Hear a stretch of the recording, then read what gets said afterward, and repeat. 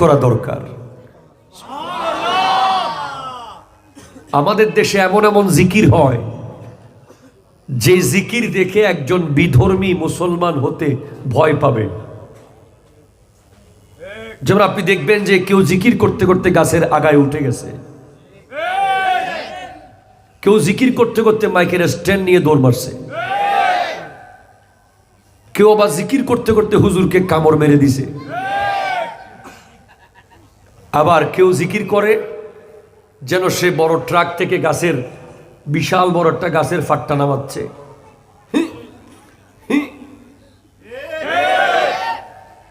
এ ধরনের জিকিরের কারণে, যে জিকির ইসলামকে স্পেশালি ইসলামের সৌন্দর্যকে রক্ষা করেনি, সেই জিকির আমাদের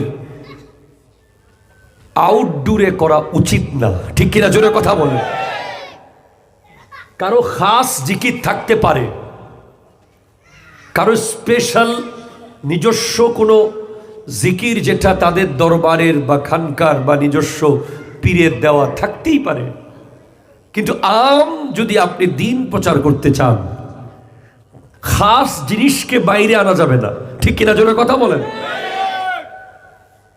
যেমন এখন আমরা যে জিকির করব, এই জিকিরের আওয়াজে বিশ্বের বহু দেশে মানুষ ইসলামের দিকে এসেছে। আমরা সবাই মিলে সেই জিকিরটা এখন করবো। সেই সুরটা অমন, কথাগুলো সেরকম, এটার আকর্ষণ সেরকম। ইকুদাম সবাই মিলে মোহাব্বতে। আল্লাহু আল্লাহু আল্লাহু আল্লাহ আল্লাহু আল্লাহু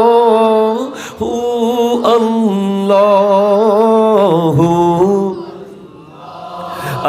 আসুবহু বাদা মিন তলাতিহি ওয়াল্লাইলু দাজা মিন ফরাতিহি আল্লাহু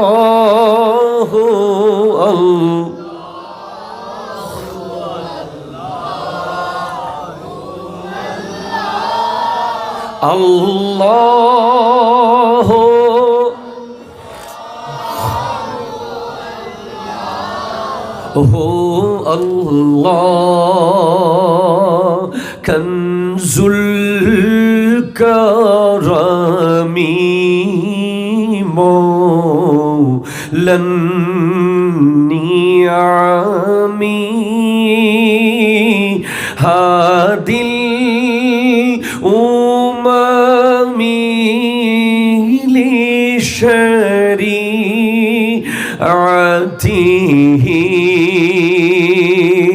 আল্লাহু আল্লাহ। জোরে পড়েন।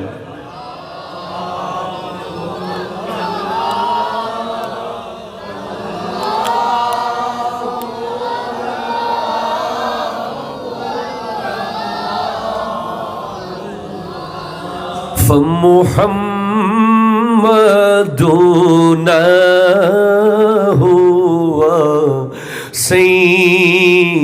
سيدنا فالعز لنا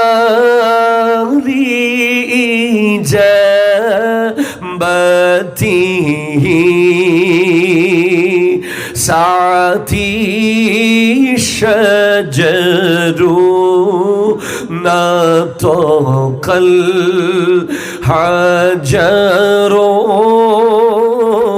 شق القمر بإشارته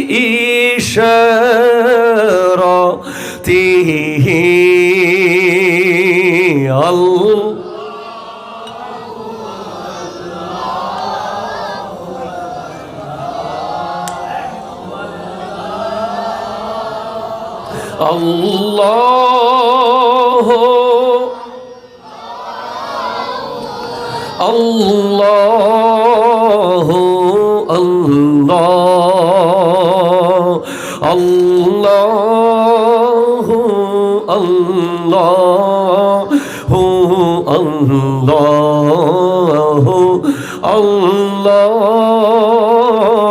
আল্লাহু আল্লাহু আল্লাহু আল্লাহ। চিৎকার দিয়ে বলেন সুবহানাল্লাহ। ঐতিহ্যবাহী প্রজাপতি সংঘ, ঠিক আছে, ও এলাকাবাসীর যৌথ ব্যবস্থাপনায় একটু কমবে। পবিত্র সকল ঈদের সেরা ঈদ, ঈদ মিলাদুন নবী, সকলে বলুন সাল্লাল্লাহু আলাইহি ওয়াসাল্লাম, ও ফাতিহায়ে ইয়াজদোহম উদযাপন উপলক্ষে আয়োজিত আজকের নুরানি মেহফিলের সম্মানিত সভাপতি জনাব মোহাম্মদ আবুল কালাম সাহেব, বিশিষ্ট ব্যবসায়ী, আজকের সম্মানিত আলোচক মৌলানা মোহাম্মদ মুফিজুর রহমান আল কাদরি সাহেব কেবলা, আজকের প্রধান অতিথি আল্লামা মুফতি মোহাম্মদ হিলাল উদ্দিন আল কাদরি সাহেব কেবলা মুদ্দাজিলুল আলী, অধ্যক্ষ হাটহাজারী জামিয়া ও দুদিয়া সুন্নিয়া কামিল এম এ মাদ্রাসা, এবং বিশেষ করে আরো আলোচক মৌলানা নূর মোহাম্মদ আল কাদরি সাহেব, বিশেষ করে অত্র হাটহাজারীর এক ঝাঁক তরুণ যুবক ভাইয়েরা, মুরব্বী বাবারা, আসসালামু আলাইকুম ওয়া রাহমাতুল্লাহি ওয়া বারাকাতুহু।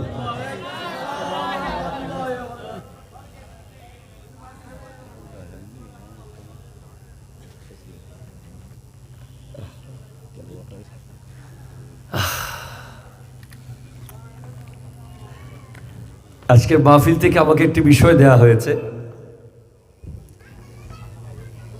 ইসলাম প্রচারে রাসূল সাল্লাল্লাহু আলাইহি ওয়াসাল্লামের কৌশল। আরো জোরে বলবেন না সুবহানাল্লাহ। এই বিষয়ে আমার মনে হয় মাসে একবার অন্তত ওয়াজ করা দরকার। কথা জোরে বলে না, ঠিক কিনা? জোরে বলে না। রাসূল সাল্লাল্লাহু আলাইহি ওয়াসাল্লাম যে নিয়মে, যে হিকমত অবলম্বন করে আজ মাত্র একজন থেকে আজকে 400 কোটি মুসলমান, যারা চলে গেছেন, যারা আসবেন তারা বাদে, কতটুকু বিচক্ষণতার সাথে আমার নবীজি ইসলামের দাওয়াত দিয়েছেন, এটা অবশ্যই মিনিমাম 1 সপ্তাহ লাগাতার ওয়াজ করলে এই বিষয়ে কিছুটা শেষ করা সম্ভব। কারণ আমার নবী এত এত এত হিকমতওয়ালা জাত ছিলেন। আল্লাহ পাক আমাকে আমার প্রাণপ্রিয় মুর্শিদে করিম औलाद रसूल अल्लामा सैयद मोहम्मद তাহের শাহ সাহেব কিবলা মুদ্দাজিলুল আলী দোয়ায়, এবং যার আঙ্গিনায় গাড়ি ব্রেক করার পরে আবার এখানে এসেছি, হযরতে আল্লামা গাজী শের বাংলা রহমতুল্লাহ আলাইহি দোয়ার নজরে আল্লাহ আমাকে কালিমাতুল হক তথা সত্য কথা শুদ্ধভাবে বলার তৌফিক দান করুক, আমিন। কোরআন সূরা নাহল রব্বুল আলামিন ইরশাদ করতে লাগলেন, উদউ, তোমরা আল্লাহর রাস্তায় আহ্বান করো। একটু জোরে বলেন সুবহানাল্লাহ। ইলা রাব্বিকা, আল্লাহর দিকে, আল্লাহর রাস্তায়, আল্লাহর দ্বীনের দিকে আহ্বান করো। বিল হিকমতে, একটু জোরে বলেন না সুবহানাল্লাহ। উদউ ইলা সাবিল রাব্বিকা বিল হিকমতে ওয়াল মাউইযাতিল হাসানা, এবং অত্যন্ত সুন্দর সুন্দর ওয়াজ এর মাধ্যমে আপনি মানুষকে আল্লাহর রাস্তায় আহ্বান করুন। এটা নবীজিকে বলা হয়েছে আল্লাহর পক্ষ থেকে, নবীজিকে ইনস্ট্রাকশন দিয়েছেন আল্লাহ। কিন্তু এই আয়াতের হুকুম এখনো বাকি আছে। এটা আমাদের সবার জন্য এই আয়াত। আমরা মানুষকে আল্লাহর রাস্তায় আহ্বান করব, দ্বীনের পথে আহ্বান করব। প্রথমে হিকমত, তারপরে ইলম। একটু জোরে বলেন সুবহানাল্লাহ। প্রথমে কি? হিকমত। আল্লাহ আগে হিকমতের কথা বলেছেন, হিকমা। এর পরে আল্লাহ বলেছেন মওয়াইজাতিল হাসানা, মানে ওয়াজ। ওয়াজ মানে ইলম। যার কাছে 1 কেজি ইলম থাকবে তার কাছে 10 কেজি হিকমত থাকতে হবে, না হলে ইলমগুলো তাকে পাগল বানিয়ে ছাড়বে। উনি ইলমের ভার নিতে পারবে না। উনি ওই ইলম দিয়ে নিজেরও কোনো কাজে লাগাতে পারবে না, জনগণেরও কোনো কাজে আসবে না, দুনিয়ার কোনো ফায়দা হবে না। ইলম থাকা বড় কথা নয়, ইলমকে জায়গা বরাবর ব্যবহার করতে পারা বড় কথা। আমার নবী সেই শিশুকাল থেকে দুনিয়ায় আসার সাথে সাথে সিজদা দিয়েছেন। তখন নবীজি পৃথিবীকে মেসেজ দিয়েছেন যে আমি তোমাদেরকে আল্লাহর সিজদার দিকে ডাকবো। এটা আমাদের পক্ষে ইম্পসিবল। এখান থেকে বোঝা যায় যে আমরা আর নবী এক নয়। ঠিক কিনা জোরে কথা বলেন না? এটা সম্ভব নয়। তবে হ্যাঁ, আমাদের করণীয় কি? ফার্স্ট অফ অল, দ্বীন প্রচারে নবীজির প্রথম যে কৌশল, এই যুব সমাজ সেখান থেকে কি শিখতে পারে, এই বাচ্চারা কি শিখতে পারে, এই প্রজন্ম কি শিখতে পারে। আমার নবীর প্রথম কৌশল আমি যেটা মনে করব as a student of history, আমার নবী শিশুকাল থেকে 39 বছর বয়স পর্যন্ত, যখন পর্যন্ত কোরআন প্রকাশিত হয়নি, নবুয়ত প্রকাশ হয়নি, 40 হওয়ার পরেই নবুয়ত প্রকাশ হয়েছে। এই 39 বছরে নবীজি পুরো আরব জাতিকে জানিয়েছেন যে উনি এমন এক ব্যক্তিত্ব, উনি স্পেশাল। এটা জোরে বলেন সুবহানাল্লাহ, জোরে বলেন। আপনি যখন দ্বীনের দাওয়াত দিবেন, সাপোজ আপনি আপনার এলাকায় দ্বীনের দাওয়াত দিবেন ইসলামের পক্ষে, আপনারা কি আমার কথা শুনতেছেন? আমার বিষয়টা এমন যে এখানে অ্যাজ এ সেমিনারের মতো বক্তব্য হবে। এখানে আপনাদেরকে খুব জজবা দিয়ে মাইক ফাটিয়ে ফেলা সম্ভব নয়। এটা হচ্ছে অ্যাজ এ ক্লাস রুমের মতো প্রোগ্রাম। এগুলো একটু একসাইডে নেন, দেখতেছি না আব্বু, বাবা, প্রিয় যাই, ভাইয়া ভাইয়া, এটা একটু একসাইডে নেন। হ্যাঁ, মানুষ এমনিতেই কম, যুবকদের না দেখলে, আই কন্ট্রাক্ট না হলে। রবি, মারহাবা, জোরে বলেন মারহাবা।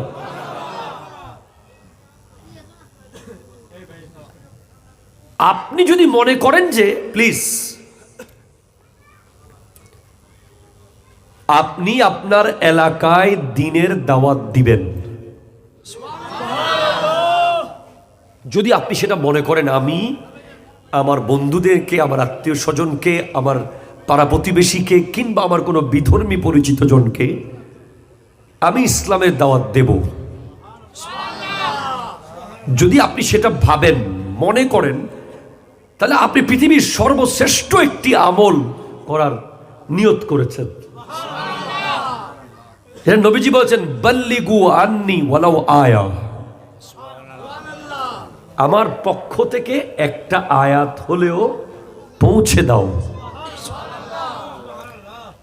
কোরআন বলছে ওয়ামান আহসানু কওলাম মিম্মান দা ইলাল্লাহ, আল্লাহর রাস্তায় যে দাওয়াত দেয় এর চেয়ে সুন্দর দামি কথা আর কি আছে?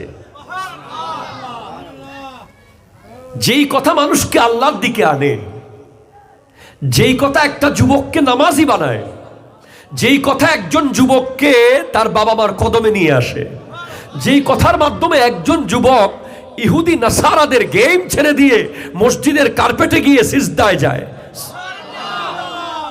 ওই কথার চেয়ে দামি কথার কি আছে? সুবহানাল্লাহ, জোরে বলেন। তাহলে তাহলে আপনার যেটা করতে হবে, ফার্স্ট অফ অল আপনার টোটাল জীবন যাত্রার মধ্যে এমন একটা ব্যাপার নিয়ে আসতে হবে যে আপনি স্পেশাল। স্পেশালিটা কোন দিক থেকে হবে? কোরআন এবং সুন্নাহর দিক থেকে। আপনি মানুষকে নামাজের পক্ষে ডাকবেন, আগে আপনাকে প্রমাণ করতে হবে যে আপনি রেগুলার 5 ওয়াক্ত নামাজ পড়েন। ঠিক কিনা? জোরে বলেন বলেন বলেন। আপনি মানুষকে হিদায়াতের রাস্তায় ডাকবেন, আগে আপনাকে প্রমাণ করতে হবে যে আপনি নিজেই হিদায়াতের পথে আছেন। আপনি কাউকে আমর বিল মারুফ করবেন, আপনাকে আগে প্রুভ করতে হবে ওই এলাকায় যে আপনি অমন লেভেলে পৌঁছেছেন যে আপনি নিজে করেন, তারপরে বলেন। রাসূল সাল্লাল্লাহু আলাইহি ওয়াসাল্লামের জিন্দেগির সবচেয়ে স্পেশাল ব্যাপারটা ছিল যে আমার নবী যা আমাদেরকে করতে বলেছেন তা উনি নিজে আগে করেছেন। যেমন আপনি দেখেন, আমার নবী যদি ছোটবেলায় নিজেকে আল আমিন প্রমাণ না করতেন, তাহলে কাফেররা এত দ্রুত নবীজির কাছে আসতো না। কাফেররা দেখেছে যে উনি আল্লাহর দাওয়াত দিচ্ছেন, ঠিক আছে, কিন্তু উনাকে তো আমরা কোনোভাবেই ইগনোর করতে পারছি না, কারণ উনি নিজেকে অলরেডি আমানতদার প্রমাণ করেছে, সত্যবাদী প্রমাণ করেছে। কাফেররা ওনার কাছে আমানত রাখতেন, নিজেদের সম্পদ। এবং আমার নবী ছোটবেলায় সামাজিক কাজ করেছেন, হিলফুল ফুজুল গঠন করেছেন। আপনি যদি কালকে একটা বন্যা কবলিত এলাকায় নিজে গিয়ে যদি নিজে দাঁড়িয়ে মানুষকে একটু কিছু দেন, হেল্প করেন, তাদের পাশে দাঁড়ান, পরশুদিন দেখবেন যুব সমাজ আপনার কথা শোনা শুরু করেছে। It's an attraction. আমার নবী শিশুকাল থেকে 39 বছর পর্যন্ত এমন একটা সেকেন্ড নাই যে সেকেন্ডটা নবীজি কোন কোরআন সুন্নাহর বাইরে গেছেন কিংবা ইলজিক্যাল কাজ করেছেন যেটা নিয়ে পৃথিবীর কেউ আঙ্গুল তুলতে পারবে, এমন কোন অপশন নবীজি রাখেন নাই। শিশুকাল, যৌবনকাল, কৈশোর, এমনকি বৈবাহিক জীবন থেকে শুরু করে কোরআন আসার আগ পর্যন্ত নবীজির টোটাল জিন্দেগি ছিল কোরআনের মতোই। এখনো কোরআন আসে নাই, কোরআন এখনো নাজিল হয় নাই, কোরআন আছে। কিন্তু এর আগেই নবীজি নিজেকে প্রিপেয়ার করেছেন। নবীজি তো দুনিয়ায় আসার আগে থেকে নবী। শিশুকালে উনি একটু খেলাধুলা করতে পারতেন, আমরা তখন বলতাম যে ছোটবেলায় খেলা করেছে, বয়স কম ছিল। যৌবনকালে উনি একটু বন্ধু বান্ধবের সাথে বসে গল্প করতে পারতেন, আমরা বলতাম যে এটা তো যৌবনকালে বন্ধু বান্ধবের সাথে কে না গল্প করে। বৈবাহিক জীবন উনি চাইলে গোটা বিশ্বের সবচেয়ে সুন্দরী নারীকে শাদী করতে পারতেন, কিন্তু উনি একজন বিধবাকে শাদী করেছেন। আপনি প্রতিটা স্টেজ দেখেন যে উনি বলার সাথে সাথে যেন কবুল করে। এজন্য উনি নিজেকে আগে এমন ভাবে দুনিয়ার সামনে এনেছেন যে উনি অবশ্যই আল্লাহর পয়গম্বর। আমার নবীর প্রথম যেটা আল্লাহর পক্ষ থেকে দেওয়া, আমি কৌশল শব্দটা ইউজ করতে চাচ্ছি না, কৌশল শব্দটা আমার মনে হচ্ছে কেন জানি একটু লো ক্লাস শব্দ হচ্ছে। নবীজির শানে, নবীজির শানে আরো দামি শব্দ ব্যবহার করতে হবে। আমার নবীর দুনিয়ার মানুষকে দিন শিক্ষা দেওয়ার জন্য আল্লাহর পক্ষ থেকে দেওয়া প্রথম স্টেপ, প্রথম পদক্ষেপ ছিল শিশুকাল থেকে কোরআন আসার আগ পর্যন্ত জীবনের কোনো জায়গায় কোনো খুঁত না রাখা। আজকের যুব সমাজকে আমি বলি, এই যুবকরা, এই যে আমার চারপাশে যত যুবক দাঁড়িয়ে আছে, ওনারা যদি হঠাৎ করে আজকে থেকে 10 বছর পরে গিয়ে মসজিদ কমিটির সভাপতি হয়ে মসজিদের মাইকে দাঁড়িয়ে বলে যে ওনারা নামাজ পড়ছেন, তখন পিছন থেকে একজন বলবে ইতে 10 বছর নামাজ পড়ছি না কোনোদিন। কথা জোরে বলেন না, ঠিক কিনা জোরে বলেন না। আমাদের অনেক লিডাররা আসে মাহফিলে, বড় বড় লিডার, বিভিন্ন মাহফিলে আমরা দেখি, নিয়মিত দেখি, ওনারা একেবারে এমন ভাবে ওয়াজ করে মনে হুজুর ফেল হয়ে যাবে। সব জায়গায় আসে, বর্তমানে আরো বেশি আসতেছে। ওনারা এমন ভাবে আমাদের সামনে বক্তব্য রাখে যে আমরা দিনের পথে থাকবো, আমরা সুদ ঘুষ থেকে দূরে থাকবো, আমরা আল্লাহকে মেনে চলবো, আমরা নবীর আদর্শ মেনে চলবো, আমরা বাবা মাকে একেবারে লাইন ধরে যত নসিহত আছে। এখন উনি এই কথা বলার আগে ওনার বাল্যকাল, যৌবনকাল, শিশুকাল কেউ দেখেছে এমন লোক যদি ওখানে থাকে, উনি ভিতরে ভিতরে বলবে লিমা তাকুলুনা মা লা তাফআলুন, তুমি যা করো না তা বলিও না। ঠিক কিনা জোরে কথা বলেন। এজন্য দিন প্রচারের ক্ষেত্রে প্রথম কাজ হবে নিজে আমল করা। যদি আপনি এই স্পেশাল নিয়ামতটা আল্লাহর চান যে আপনি করবেন, আমি জয়নুল আবেদিন, আমি ফকির, আমি মিসকিন, আমি আপনাদের সামনে যে ওয়াজ করছি, আমি জানতাম আমাকে আমার মুরব্বীরা উস্তাদরা বলেছেন এক সময় তোমাদেরকেই মসজিদের মিম্বরে খুতবা দিতে হবে, তোমাদেরকে মাহফিলে গিয়ে দায়িত্ব নিতে হবে, সাবধানে চলাফেরা করবে। আমার বাবা তো আছেন, আমার বাবা আমাকে চট্টগ্রাম বিশ্ববিদ্যালয়ে ভর্তি হওয়ার সময় একটা কথা বলেছিলেন যে এমন কোনো চলাফেরা হবে না যেটা তোমাকে 10 বছর পরে গিয়ে, 100 বছর পরে গিয়ে তোমাকে অপমান করবে। সাবধান। সেজন্য আমি বিশ্ববিদ্যালয় লাইফে আমার সাবজেক্ট যদিও শার্ট প্যান্ট পরার সাবজেক্ট, জেনারেল হিস্ট্রি, কিন্তু আমি পাঞ্জাবি পরেই সারা জীবন ক্লাস করেছি। ইভেন আমি ভাইবা পরীক্ষায় নাম্বার কম পেয়েছি পাঞ্জাবির কারণে। এরপরে আমি শার্ট প্যান্ট পরে যাই নাই। শার্ট প্যান্ট পরা হারাম না, এটা 100% জায়েজ জিনিস, কোনো অসুবিধা নাই।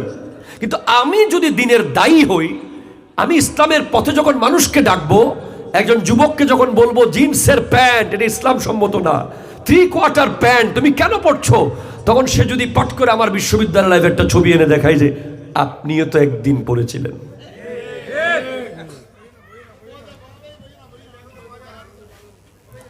ওনারা বসবে ইনশাআল্লাহ, একটু পরেই বসবে, আপনারা চিন্তা করবেন, ওনারা বসে যাবে।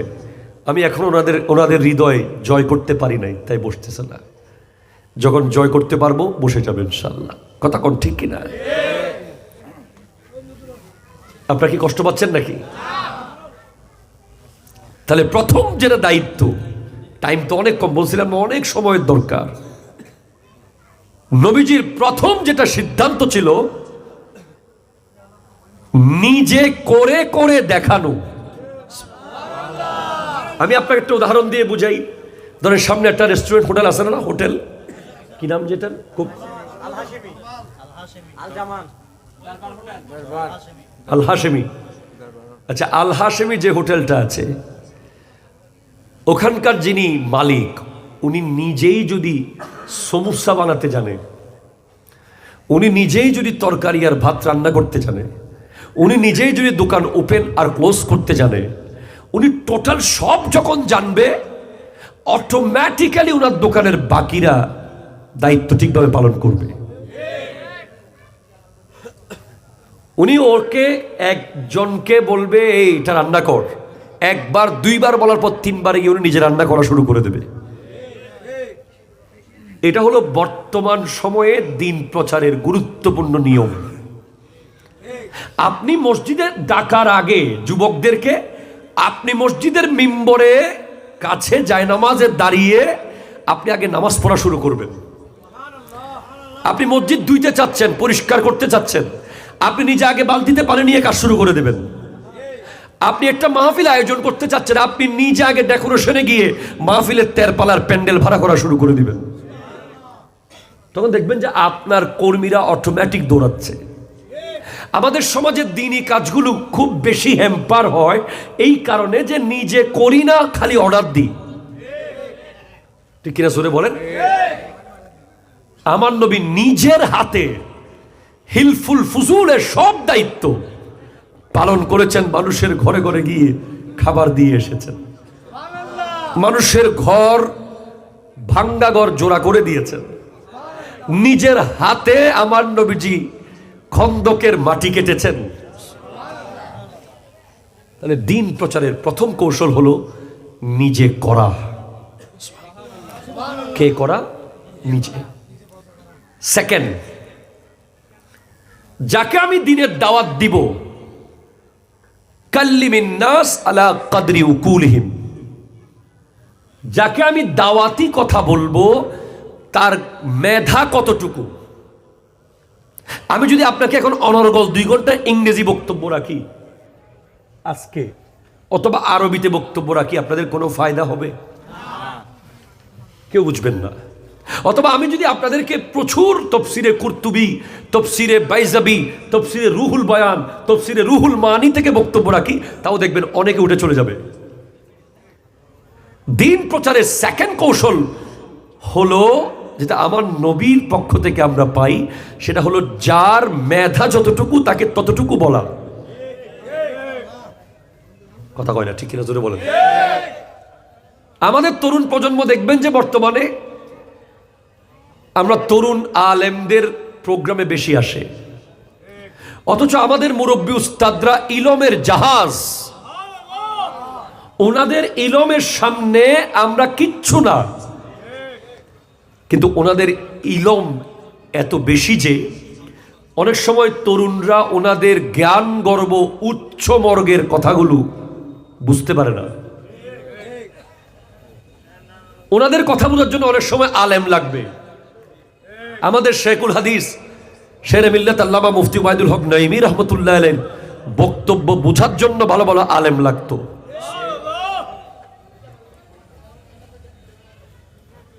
কিন্তু ওনারা একটা বিষয় করতেন,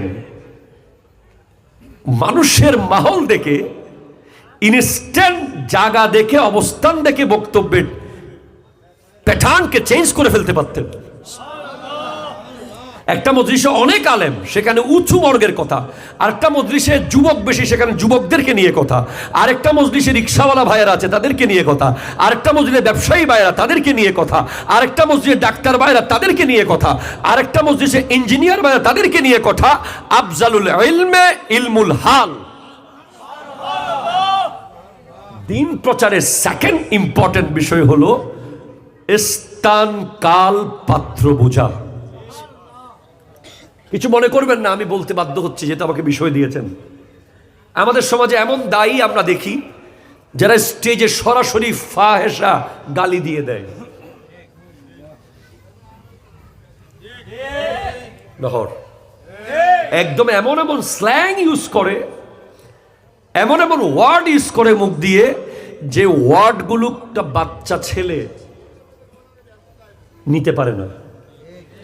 তার সামনে স্ল্যাং ইউজ করার কোনো যৌক্তিকতা নাই। Please, I would like to request, আপনারা ব্যক্তি পূজারী হবেন না, আপনারা কোরআন সুন্নাহকে বুঝেন না। স্ল্যাং, এক সময় প্রোগ্রামগুলো হতো উঠান কেন্দ্রিক, অনলাইন ছিল না, মিডিয়া ছিল না, ওখানেই রয়ে যেত কথাগুলো। এখন একটা শব্দ যদি স্ল্যাং ইউজ হয়, কোনো গালিযুক্ত শব্দ আসে, এটা মুহূর্তের মধ্যে ভাইরাল হয়ে যায়। এবং আপনি দেখবেন যে আমরা যারা আহলে সুন্নাত ওয়াল জামাতের অনুসারী আছি, আমাদের স্পেশাল অনেক বক্তব্য আছে, সায়েন্টিফিক, কোরআন অ্যান্ড সায়েন্স, হাদিস অ্যান্ড সায়েন্স, অনেক মোটিভেশনাল বক্তব্য আছে। কিন্তু আমাদের এই বক্তব্যগুলো মানুষ প্রচার করতে চায় না। আমাদের মধ্যে কোনো নেগেটিভিটি পেলে সেটাকেই ভাইরাল করে। ঠিক কিনা জোরে কথা বলেন? সেজন্য আমাদের উচিত হবে এই সুযোগ না দেওয়া। আমার নবী গোটা জীবনে এক শব্দ ফাহেসা কথা বলেন নাই।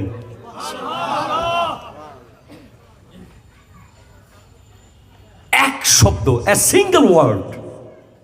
63 বছরের জীবনে একটা গালিযুক্ত বা একটু অপমানজনক বা একটু ইনসাল্টিং ওয়ার্ড আমার নবী ইউজ করেন নাই।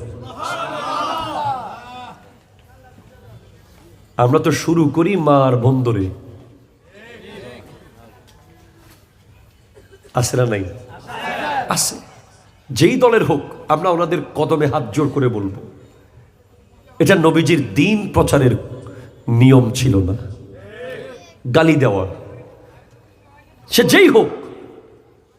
আমি একজন আমার দলের বিপরীত মানুষকে আমি ইনভাইট করব, সে শুরুতে আমার মুখে গালি শুনলো, সে কিভাবে আমার দলে আসবে? সে বলবে যে এটা তো গালির দল। কথা জোরে বলেন, ঠিক কিনা? আপনারা ঠিক বলতে ভয় পাচ্ছেন, আমি বুঝতেছি। আপনারা কেন ভয় পাচ্ছেন এটাও আমি বুঝতেছি, কিন্তু আপনারা ভয় পায়েন না আল্লাহর বস্তে। আপনারা যতদিন ভয় পাবেন এই গালিগুলো বন্ধ হবে না, ঠিক কিনা? জোরে কথা বলেন। আজকে আপনি দেখেন গালি ছাড়াও আমাদের দলের কথা আমি বলছি, এমন এমন বক্তা আছে যে স্টেজকে বানিয়েছে তামাশার স্টেজ, হাসির স্টেজ, মজাক। আমার নবী যেভাবে এক শব্দ ফাহেসা কথা কোনোদিন বলেন নাই, সেভাবে আমার নবী কোনো ঠাট্টার মজাকও করেন নাই। দ্বীন প্রচারের 3 নম্বর যুক্তি কৌশল হলো ব্যক্তিত্ব। এটাকে বলা হয় পার্সোনালিটি। যিনি দ্বীনের দায়ী হবে, উনি যেখানে সেখানে বসতে পারবে না, যেখানে সেখানে হাসতে পারবে না, যেখানে যেখানে খাইতে পারবে না, যেখানে যেখানে যাইতে পারবে না, যাত্রার সাথে উনি যখন তখন হাসি ঠাট্টা মজাক করতে পারবে না। ওনার একটা পার্সোনালিটি থাকবে, ওনার ব্যক্তিত্বের কারণে মানুষ ওনার কথা শুনতে হবে। রাসূল পাক সাল্লাল্লাহু আলাইহি ওয়াসাল্লাম প্রচন্ড ব্যক্তিত্ববান ছিলেন। আবার আমরা অনেকে ব্যক্তিত্ব এবং অহংকার গোলাই ফেলি, ঠিক কিনা? জোরে বলেন না। ব্যক্তিত্ব মানে অহংকার নয়। আমাদের মধ্যে আবার কেউ ব্যক্তিত্ব দেখাতে গিয়ে এমন ভাবে করে যে মনে হয় তার গায়ের সাথে আশেপাশে যাওয়া যাবে না, অথচ আমার নবীর কাছাকাছি মানুষ যেতেন, সবাই নবীজিকে মনের কথা বলতে পারতেন। আমার নবী গোটা বিশ্বের শ্রেষ্ঠ নবী, আল্লাহর পরে যার মকাম, ওনার কাছে যেতে কেউ ভয় পেতেন না, কেউ লজ্জা পেতেন না। উনি সেভাবে অ্যাক্সেস দিয়ে রেখেছিলেন, কিন্তু উনি সর্বোচ্চ মুস্কি হাসতেন।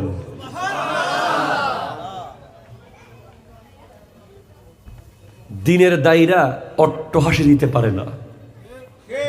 আমি নিজের কথা বলছি, আল্লাহ আমাকে আমল করার তৌফিক দান করুন।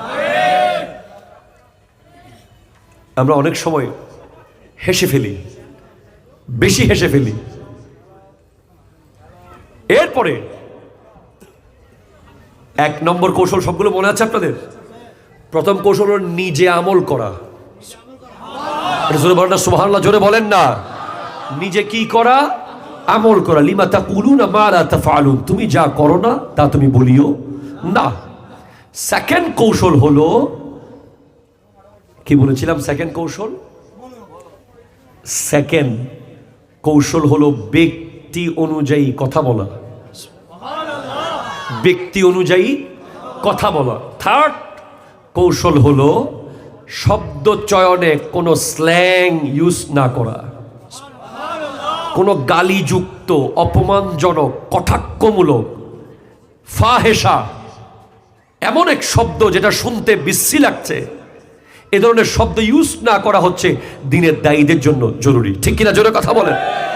কারণ আমার বিষয়ে লাস্টে আছে যে বর্তমান আলেম সমাজের কর্তব্য। এটা আমি আলেম সমাজের কর্তব্য বলার কেউ না, আমি ছোট মানুষ, বাস আমি আমাকে বলছি মনে করেন। 4 সবর। আল্লাহু আকবার, জোরে বলে সবর। ইন্নামা ইউআফফাস সাবিরুনা আজরাহুম বিগাইরি হিসাব। ধৈর্য ধারণকারীর জন্য আল্লাহ বিনিময় দেবেন কোনো হিসাব ছাড়া, ঠিক কিনা? জোরে কথা বলেন। ইন্নাল্লাহা মাস সাবিরিন, আল্লাহ সবরকারীদের সাথে আছে। ওয়াস্তাঈনু বিস-সাবরি ওয়াস-সালাত, তোমরা নামাজ এবং সবর থেকে সাহায্য চাও। ইন্নাল্লাহা মা'আস-সাবিরিন। আপনি একটা মানুষকে দাওয়াত দিয়েছেন, সে কবুল, আচ্ছা চলে যাচ্ছি, বাদ দেন, হবে না, আবার যেতে হবে, আবার যেতে হবে, আবার যেতে হবে, আবার যেতে হবে। আমার নবী 21 দিন দাঁড়িয়েছিলেন তায়েফের গেটে দ্বীনের দাওয়াত দেওয়ার জন্য। 21 days the Prophet sallallahu alaihi wasallam was stand. 21 দিন তায়েফের গেটে নবী দাঁড়ানো, হেড স্ট্যান্ডার্ড। আল্লাহ আল্লাহ আল্লাহ, কি সবর ছিল আমার নবীর। আপনি 21 ঘন্টা দাঁড়াতে পারবেন? 21 মিনিট পাচ্ছেন না, মাহফিল থেকে উঠে যাচ্ছেন দুমদুম। আপনি 21 মিনিট মাহফিলে বসতে পারতেছেন না। আর আমার নবী 21 দিন তায়েফের গেটে দাঁড়িয়েছিলেন, ওরা গেট খুলে নাই। দিন প্রচারের অন্যতম শ্রেষ্ঠ হাতিয়ার হলো সবর। আমার দয়াল নবী সবরগুলো একটু খেয়াল করেন। আমার নবীকে 3 বছর তারা শিয়াবে আবি তালিব পাহাড়ে বন্দি করে রেখেছে মক্কার কাফেররা। আমার নবী সবর করেছেন। আমার নবী কালিমার দাওয়াত বন্ধ করেন নাই। আমার নবীকে তারা বন্দি করে রেখেছে, বন্ধ করেন নাই। হত্যা করার জন্য প্ল্যান করেছে, বন্ধ করেন নাই। আমার নবী মদিনাতুল মুনাওয়ারায় হিজরত করার পরে তারা বারবার নবীজিকে উহুদ, বদর, খায়বর, খন্দক তলোয়ারের সামনে ডেকেছে। আমার নবী দ্বীন প্রচার বন্ধ করেন নাই। আমার নবী দ্বীনের দাওয়াত চালু রেখেছেন। তবে প্রত্যেকটা স্টেপের সাথে সবর ছিল, সবর। আমাদের বর্তমান যুব সমাজের সবচেয়ে যেটা ঘাটতি, সবচেয়ে যেটা কমতি, সেটা হলো সবর। টোটালি সবর নাই, ধৈর্য বলতেই নাই।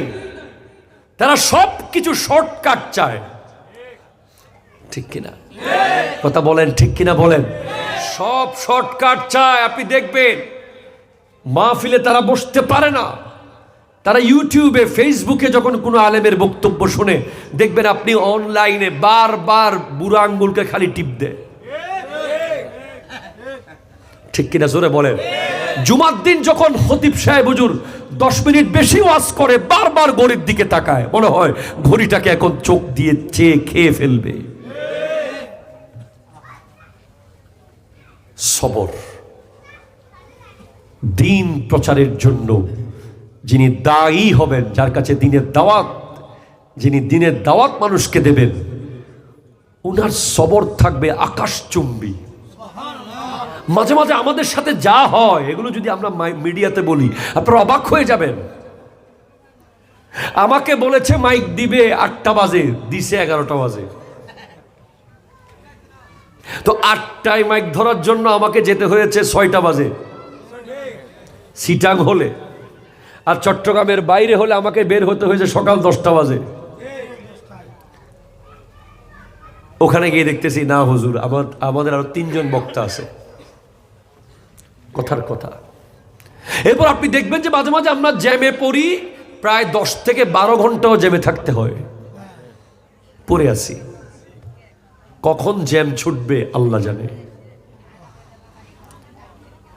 এরপর আমরা দেখি যে আমি নিজে 6 মাইল পায়ে হেঁটে গেছি স্টেজে, বরাবর 6 কিলোমিটার পায়ে হেঁটে মঞ্চে গেছি।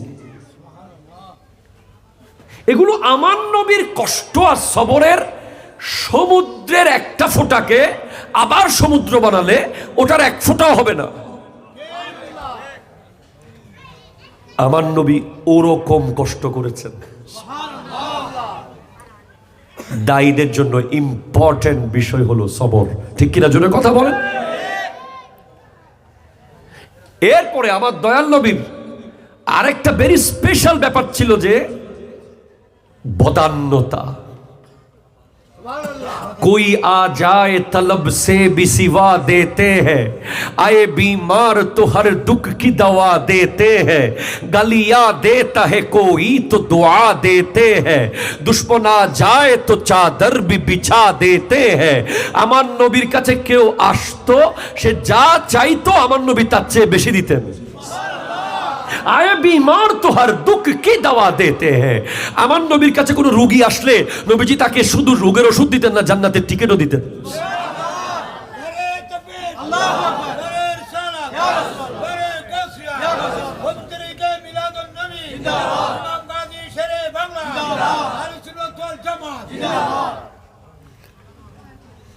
गालियां देता है कोई तो दुआ देते हैं, সিলমান কাতাকা।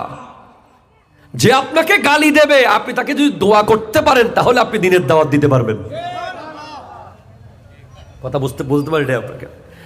যে আপনাকে গালি দেবে তাকে যদি আপনি রিপিট দোয়া করতে পারেন তাহলে আপনার পক্ষে দাওয়াত দেওয়া সম্ভব।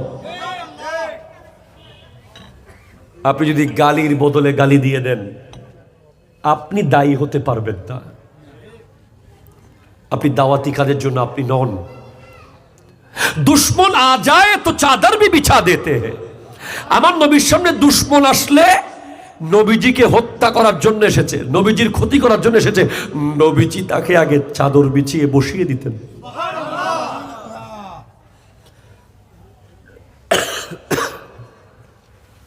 এখান থেকে এফেক্ট সিদ্দিক আকবরের কাছে, এখানকার ঝলক ফারুক আজমের কাছে, এখানকার ঝলক উসমান জুন্নুরাইনের কাছে, এখানকার ঝলক মৌলা আলীর কাছে। আমার নবী দ্বীনি দাওয়াতি কাজের এক একটা ঘটনা,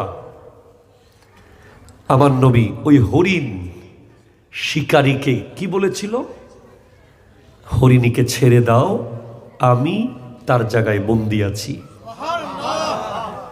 সে যদি ফেরত না আসে আমি জিম্মা নিলাম।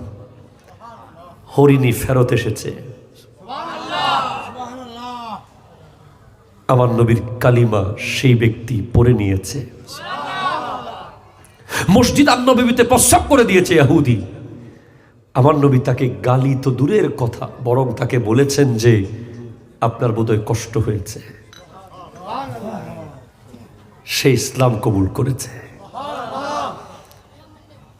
আমার নবী বুঝিয়ে দিয়েছেন পৃথিবীকে, ইসলাম ওই ধর্ম যেই ধর্মের মধ্যে কোনো লম্বা বেটে, সাদা কালো, উঁচু নিচু, চৌধুরী খান, রিক্সাওয়ালা, মুনিব, জমিদার আর ভাড়াটিয়া নাই। ঠিক কিনা জোরে কথা বলেন।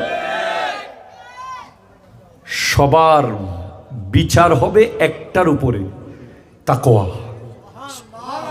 আমার নবী স্পষ্ট বিদায় হজের ভাষণে বলে দিয়েছেন, লা ফাদ্দা লি আরাবিয়িন আলাল আজম, লা ফাদ্দা লি আজমিয়িন আলাল আরব, লা ফাদ্দা লি আসওয়াদা আলাল আবিয়াস, লা ফাদ্দা লি আবিয়াজা আলাল আসওয়াদ, লা ফাদ্দা লি আহমারা আলাল আসওয়াদ, লা ফাদ্দা লি আসওয়াদ আলাল আহমার ইল্লা বিত্তাকওয়া।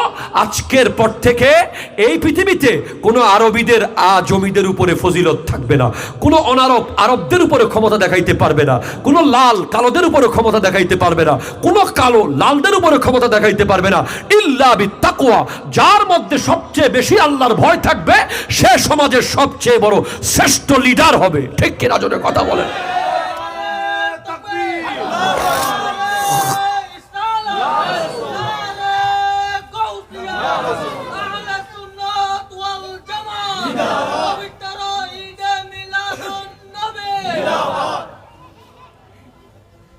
আমি নিজেকে বলছি, আমি আবারও বলছি, দিন প্রচারক আলেমদের জন্য জরুরি হচ্ছে কোন পয়সাওয়ালাকে বুঝাবুঝি না করা, মসজিদ কমিটির সভাপতিকে তোয়াজ না করা, কোন লিডার কিংবা কোন বড় ব্যক্তিত্বের পিছে না ঘুরা, সবাইকে মুসল্লির চোখে দেখা। এটা আমি আমল করি, তাই আমি বলছি স্ট্রেট ফরওয়ার্ড। আমার নবী স্পষ্ট বলেছেন, ইল্লা বিত্তাকওয়া, যার কাছে আল্লাহর ভয় বেশি আছে সে হচ্ছে সমাজের শ্রেষ্ঠ ব্যক্তিত্ব। ইসলাম অন্য কোন যোগ্যতাকে আগে আনেন নাই, একটাই যোগ্যতা, তাকওয়া। একটু জোরে বলেন সুবহানাল্লাহ। আপনি কার পোলা, আপনার ব্যাংকে টাকা কত আছে, আপনার বাড়ি কয়টা আছে, আপনার গাড়ি কয়টা আছে, আপনার ক্ষমতা কি, আপনার সাথে কত কর্মী আছে, এগুলো ইসলাম কোনোদিন দেখে নাই। এগুলো দেখে নাই বলেই জয়পাল, ধর্মপাল, লক্ষণ সেন, বল্লাল সেনের এই হিন্দু রাষ্ট্র আজ ৯৮% মুসলমানের দেশ। ঠিক কিনা জোরে কথা বলে। বর্তমানে এগুলো দেখতেছি বলে নতুন করে মুসলমান হচ্ছে না। খাজা মাইনুদ্দিন চিশতি রহমতুল্লাহ আলাইহি একজনে যদি ৯০ লাখ মুসলমান বানাতে পারে, আমরা ১৮ কোটি মিলে কেন ১ কোটিকে মুসলমান বানাইতে পারলাম না? কেমনে পারবো? আমি শুরুতেই বলেছি, আপনি যা করেন না তা বলতে পারবেন না। আপনি সেলুনে গিয়ে যখন ওই সেলুনের যিনি চুল কাটে ওনাকে যখন আপনি লিওনেল মেসির ছবি দেখিয়ে বলেন যে এভাবে কেটে দাও, তখন ওই সেলুনের বিধর্মী বা ভিন্ন ধর্মের ভাই কি আপনার ইসলাম কবুল করবে?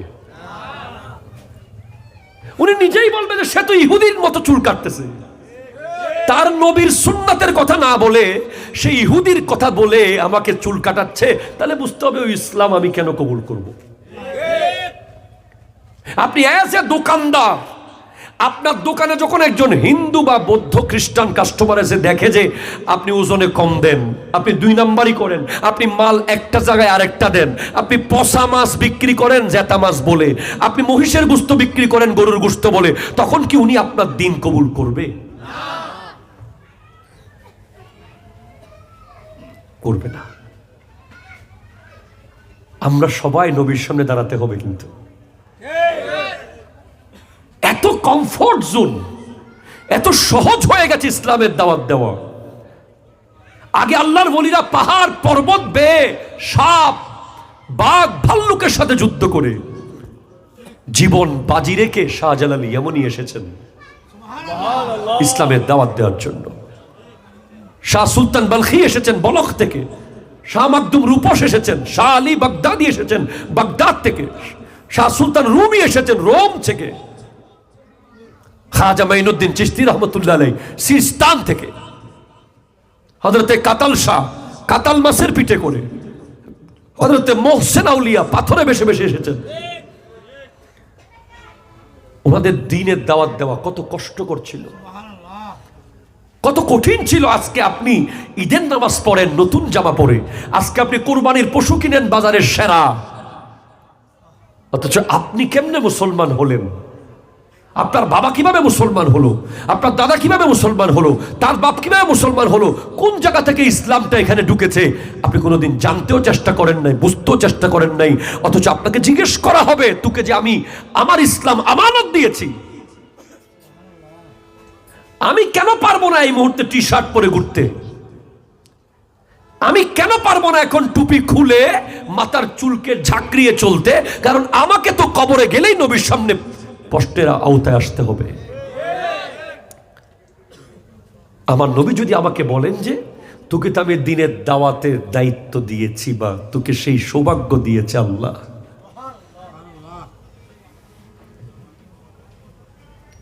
আমি আশা মাত্র এশার নামাজ পড়েছি আগে। কেন? কারণ আমি এশার নামাজ না পড়ে আমি কিভাবে নামাজের দাওয়াত দেব?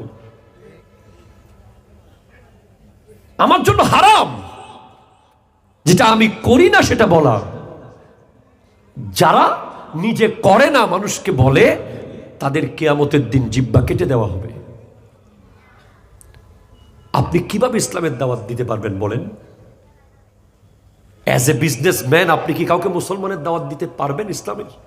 আপনার ব্যবসা যতক্ষণ পর্যন্ত নিখুঁত হবে না আপনি দাওয়াত দিতে পারবেন না। আর আপনি দাওয়াত দিতে পারেন না এই আফসোস করতে করতে আপনি কিয়ামতের মাঠে মরে যাবেন। আমার দোকানের মেসিয়ার মানুষকে মসজিদে দাওয়াত দিচ্ছে আর আমি মালিক হয়ে পারি নাই। কথা জোরে বলেন না, ঠিক কিনা জোরে বলেন।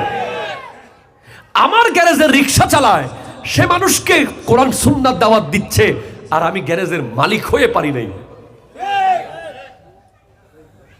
আমার দোকানের চাল যে নিয়ে আসে, সেই ট্রাকের ড্রাইভার দাড়ি রেখে টুপি দিয়ে নবীর প্রেমিক হয়ে মানুষকে নবীর জুলুসে নিয়ে যাচ্ছে, আর আমি ইম্পোর্টার হয়ে পারলাম না। কিয়ামতের দিন আপনি দেখতে পাবেন, একটা মানুষকে যদি আপনি ইসলামের দাওয়াত দিয়ে, দিনের দাওয়াত দিয়ে, নামাজের দাওয়াত দিয়ে, নবীর প্রেমের দাওয়াত দিয়ে, মিলাদের দাওয়াত দিয়ে তাকে মা বাবার কদমে আনতে পারেন, কোরআনের পক্ষে আনতে পারেন, সে যতদিন নামাজ পড়বে ততদিন একটা সওয়াব আপনি পাবেন। আমাদের অর্জন কি? আমরা ডিমান্ড করে আসি, ঠিক, একেবারে ক্লিয়ার কথা বলছি, আমরা আসার সময় ডিমান্ড করে আসি, কারণ বাঙালি না হলে বুঝবে না মূল্য। আমি যদি ডিমান্ড না করি, আমার বক্তব্য শোনার জন্য মানুষ আসবে না, এটা বাঙালির নেচার হয়ে গেছে। বক্তাইবে 1 লাখ টাকা দিয়ে অভাব জম পড়বে না, ও মারে কি বলে ব্রাহ্মণবাড়ির তোর বক্তাই দিয়ে বলে 1 লাখ টাকা লয়, বলে বাপ জম পড়িব, কি হয় সাইম। এই হলো বাঙালি। ওনার বাপ 1 লাখ টাকা, তাহলে তো অনেক বড় আলেম হবে। টিয়া যত বেশি, এলমও তত বেশি। কথা বলেন ঠিক কিনা, জোরে বলেন। এটা নেচার হয়ে গেছে। আমরা অনেক দিন চেষ্টা করেছিলাম কিছু না বলে চলে যাব, কিছু বলবো না। ওনারা গাড়ির তেলের টাকা দিলে দিবে, না দিলে না দিবে। এমন দেখেছি যে আমার ছাত্রকে 30,000 টাকা হাদিয়া দিয়েছে, আমাকে দিয়েছে 3,000 টাকা। বাঙালি। এই জন্য আমরা ডিমান্ড করে আসি, কিন্তু যাওয়ার সময় যদি কেউ বলে যে হুজুর আমাদের শর্ট, আমাদের অসুবিধা, আমরা কোনোদিন রিপিট কথা বলি না। যা যতটুকু পারে আলহামদুলিল্লাহ। আমাদের সবচেয়ে বড় প্রাপ্তি হলো আমার বক্তব্যে একটা আলহামদুলিল্লাহ বলতে পারবো আল্লাহর দরবারে। আমার এত যুবকদের লিস্ট আছে আমার মোবাইলে, আমার ডায়েরিতে, যারা মাদক ছেড়ে দিয়েছে, যারা সিগারেট ছেড়ে দিয়েছে, যারা দাড়ি রেখেছে, এমনকি 5 বছর ধরে বাপ মার সাথে সম্পর্ক নাই এমন যুবক বাপ মার সাথে এখন সংসারে একসাথে থাকতেছে আমাদের বক্তব্য শুনে আলহামদুলিল্লাহ। এই প্রজন্মের উলামা ইকরামের কদমে আমার আরজ, আমি কদমে হাত রেখে বলছি, কারণ আমার এত যোগ্যতা নাই যে আমি ওনাদেরকে কিছু বলবো। শুধু আমার আরজ থাকবে কদমে। যুবকদের মাইন্ড গেইন করতে হবে। যুব সমাজ কি চায়, কারেন্ট কথা কি। যেমন আজকে যদি আমি আপনার ভূমিকম্পের বিষয়ে ওয়াজ করি, এটা হবে সিচুয়েশন অনুযায়ী অ্যাপ্রোপ্রিয়েট, ঠিক কিনা কথা জোরে বলেন। যদি আপনারা আমাকে ওই বিষয় দেন নাই, আমাকে যদি বিষয় না দিতেন, আমি আজকে আপনাদেরকে ইজা জুলজিলাতিল আরদু জিলজালাহা থেকে ওয়াজ করতাম। এটা হলো সাম্প্রতিক। দিনের দায়ীদের জন্য সবচেয়ে ইম্পর্টেন্ট বিষয় হলো সাম্প্রতিক বিষয়ে কথা বলে যুব সমাজের মাইন্ডকে গেইন করা। এটা আমাদের মুরব্বীদের প্রতি আমাদের কদমে আরজ থাকবে, ওনারা যেন সাম্প্রতিক কথা বলে। তাহলে আপনি কি বুঝলেন? আপনি যদি দিনের দায়ী হতে পারেন, আপনার কথার চেয়ে দামি কোনো কথা থাকবে না। আর আপনি যদি দিনের দায়ী হন, তাহলে সারা জিন্দেগি আপনি মরার পরে কবরে আপনার সাদকায়ে জারিয়ার সওয়াব যেতে থাকবে। আপনি যত মানুষকে দাওয়াত দিয়েছেন, একজন যদি কবুল করে ফেলে, একজন, সুবহানাল্লাহ জোরে বলেন। আল্লামা গাজী শেরে বাংলা রহমতুল্লাহ আলাইহি, আজকে উনি যদি দাওয়াত না দিতেন এই প্যান্ডেল হতো না। উনি যদি রক্ত না দিতেন এই স্টেজ হতো না। উনি যদি জীবনটা দিয়ে না দিতেন, আজকে জয়নুল আবেদিনের মতো হাজার জয়নুল আবেদিন থাকতো, স্টেজ থাকতো না, ঠিক কিনা জন্য কথা বল। এই জন্য দিনের দায়ীদের স্যাক্রিফাইস, ত্যাগ, এটা করে যেতে হবে। রাসূল সাল্লাল্লাহু আলাইহি ওয়াসাল্লাম ইরশাদ করেছেন, লা তাআতা লিমাখলুকিন, আজ গুশোইন না না আয় যাই গরে আর ফরলে যাবো না বাস। লা তাআতা লিমাখলুকিন ফি মাসিয়াতিল খালিক, ওই সৃষ্টির অনুসরণ করবে না যে আল্লাহ নাফরমানি করে। তোমাকে আমি বলে যাচ্ছি যুবক ভাই, তোমার চুলে, তোমার বুটে, তোমার জুতা, তোমার ড্রেস কোড, তোমার বিহেভিয়র, তোমার সোশ্যাল বিহেভিয়র, তোমার ফ্যামিলি ইকোনমিক্যাল বিহেভিয়র, তোমার কালচারাল বিহেভিয়র, তোমার অফিসিয়াল বিহেভিয়র, তোমার এডুকেশনাল বিহেভিয়র, প্রত্যেকটা বিহেভিয়র যেন অবশ্যই ইসলাম সম্মত হয়। কারণ পৃথিবী যতই আধুনিক হোক, পৃথিবীর আধুনিকতা যেখানে শেষ হবে, আমার নবীর সুন্নাহ সেখান থেকে শুরু হবে। আমার নবী লেটেস্ট। একটু জোরে বলেন না। তাওরীত ওল্ড, জাবুর ওল্ড, ইনজিল ওল্ড, কোরআন নিউ না, কোরআন লেটেস্ট। যেটা নিউ সেটা ওল্ড হয়ে যায়, কোরআন নিউ না, কোরআন লেটেস্ট। আমার নবীর গোটা জিন্দেগি লেটেস্ট। পুরো পৃথিবী যেখানে থেমে যাবে, ওখান থেকে আমার নবীর জিন্দেগির সৌন্দর্য শুরু হবে।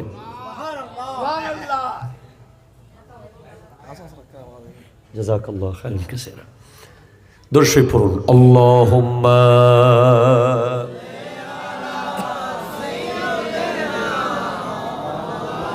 ওয়া আলা আলি সাইয়্যিদিনা।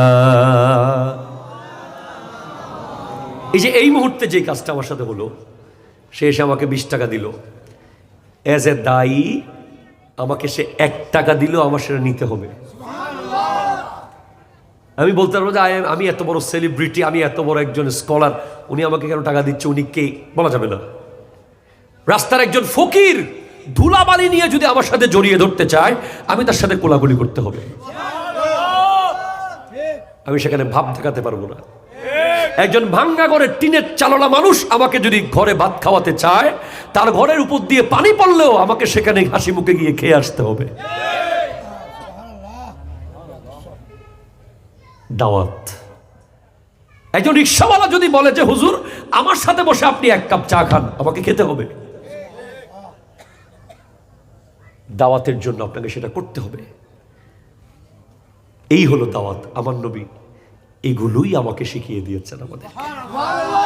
আরো অনেক কথা রয়ে গেছে, বাস আমি এমন এক বিষয় দিলেন যে আরো 3-4 ঘন্টার কথা আমি কেমনে আধা ঘন্টা 40 মিনিটে বলবো। যাই হোক, এখানে রাখলাম না। হুজুর কি ঢাকা থেকে আসতেছে না?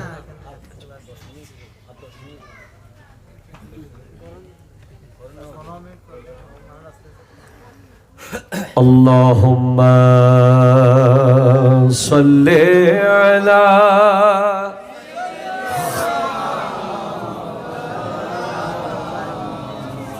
ওয়া আলা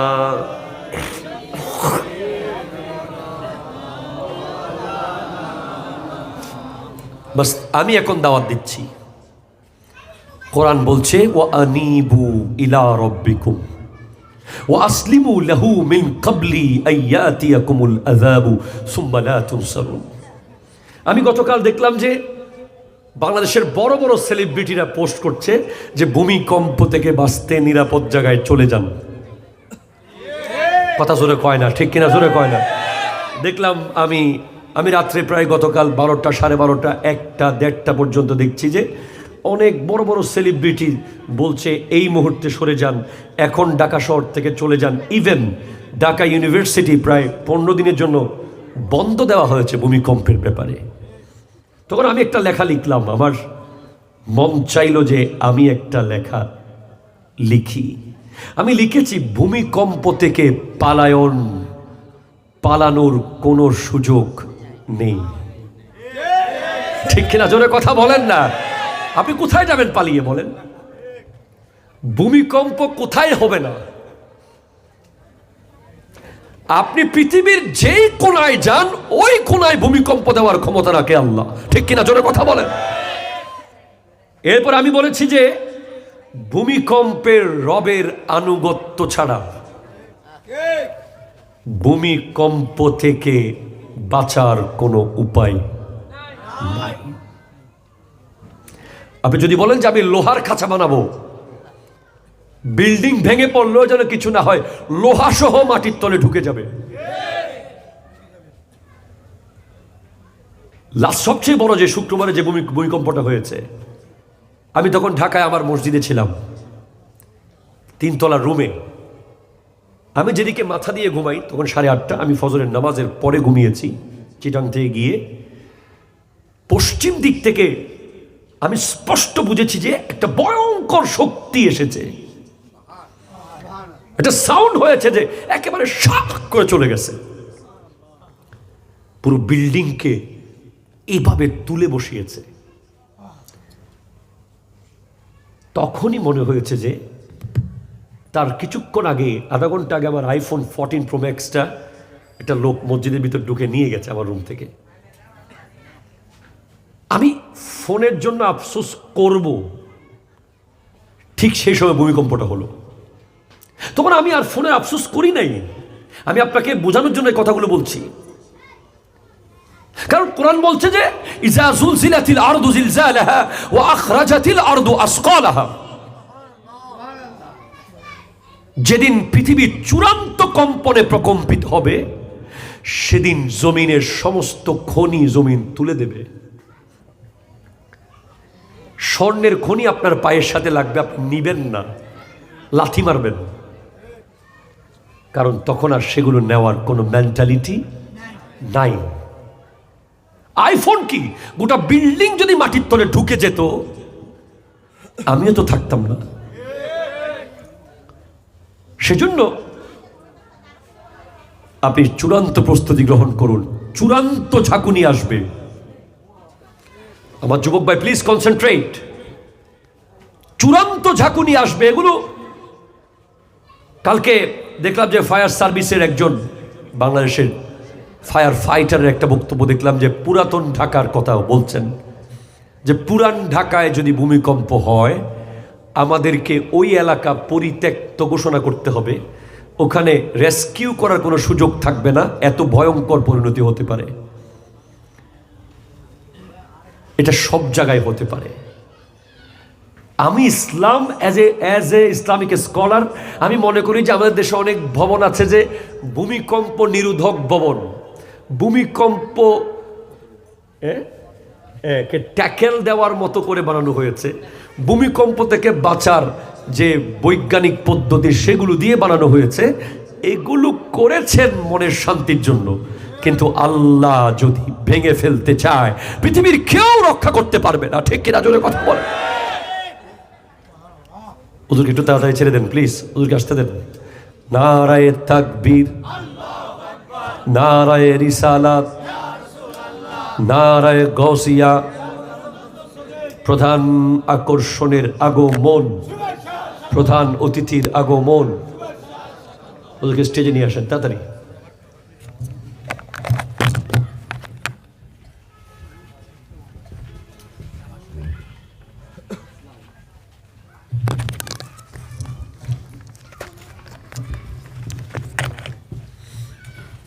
আল্লাহ ওকে দিয়ে দিচ্ছি। আসসালামু আলাইকুম ওয়া রাহমাতুল্লাহ।